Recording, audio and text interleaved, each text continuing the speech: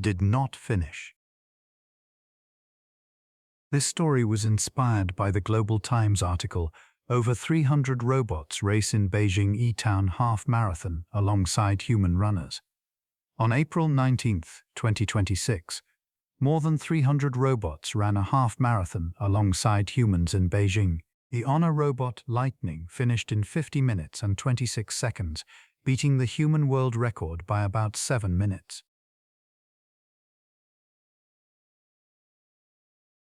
312 crossed the finish line. Chen, the maintenance engineer, watched from the goal area, tablet in hand. The robot marathon, held every spring. A half-marathon where humans and robots ran the same course, on the same day. The robots were faster. Everyone knew that. The human world record stood at 57 minutes. The top robots came in under 50. But this race was not about who won. Humans and robots ran together. That was all. Chen's job was to collect the data from the robots that had finished, check the sensors, confirm there were no anomalies. Every year, more than 300 robots ran. Almost all of them finished. Today, 313 had been entered. 312 had crossed the line. One was missing. Number 178. Pull up the data. Chen called over to the staff. The monitor showed 178's GPS location. Current position, St. Mary's General Hospital. The hospital? Chen looked twice. Number 178's GPS signal had veered off course around the 15-kilometer mark, then moved northeast for 3 kilometers, ending at the hospital. A malfunction, sensor failure.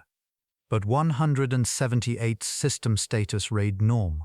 Communication was live. Nothing was broken.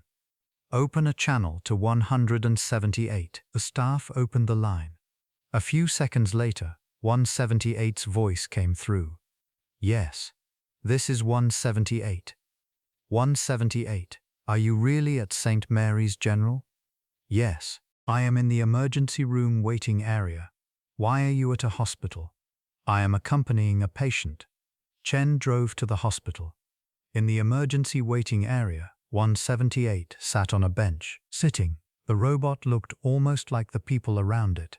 Race bib still pinned to its chest. The lightweight running shell still attached to its legs. Beside it was a stretcher. A man in his 60s lay there. An ore line ran into his arm. He was conscious. 178. What happened? This man collapsed near the 15-kilometer mark. He was clutching his chest. He appeared to be in pain. And I was originally a medical assistance robot. For the marathon, I switched to running mode. But my medical knowledge database remains active at all times. Chen looked at 178. The legs tuned for racing. The lightweight chassis. But underneath, a medical robot. Based on the symptoms, I assessed possible acute myocardial infarction. I called for an ambulance. The estimated arrival time was 7 minutes. During those 7 minutes, I administered initial response. There was no AED nearby, so I performed chest compressions. You did CPR? Yes. After the paramedics arrived, I handed over the patient and accompanied him to the hospital. A doctor in a white coat came down the hallway. The surgeon. You're with this one. I'm the engineer. I'm sorry for the trouble. Trouble? Hardly. The early response saved cardiac muscle. Compressions were textbook timing. He's going to be all right. I see. Was this one originally a medical robot? The paramedics said the movements were practiced. 178 answered. Yes, I am a medical assistance robot. The marathon was today's assignment. Medicine is my regular work. Regular work, HM. Sounds like the regular work won the race today. There will be another marathon next year. The infarction had to be addressed today. Chen pulled up 178's running log on the tablet. The pace from start to 15 kilometers had been steady, 2 minutes 20 per kilometer. In the lead group, sudden stop at 15 kilometers, course departure, movement toward the spectator side, 3 minutes stationary, CPR motion log, ambulance dispatch log, Travel log to the hospital, everything recorded normally. No system error. 178 had left the race by its own decision. 178. Do you mind about the race? What does mind mean? You didn't finish. No record. DNF. Yes. Did not finish. Doesn't that bother you? 178 paused for 0.3 of a second. I do not understand the sensation of being bothered. However, I obtained running data through 15 kilometers. It will be useful for pacing next year. You'll run again? Yes. Next year, I would like to finish. However, if someone collapses by the road, I will stop again. The surgeon turned to Chen. He's stable. When he wakes up, I think he'll want to thank you. Oh no, I'm just the engineer, not you, the robot.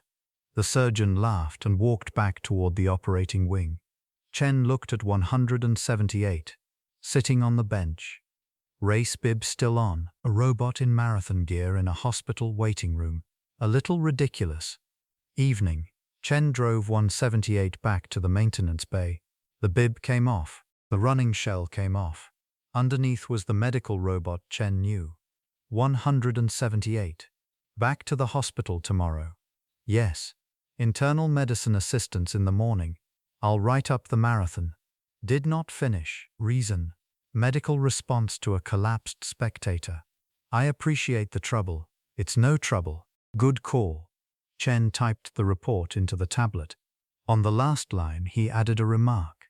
Note, one patient, stable. 178 was connected to the charging station. Tomorrow it would be back at the hospital, in its white coat. The race would be next year. In the marathon's official records, only DNF would appear. Did not finish. But there was another record. One patient, stable. That one mattered more.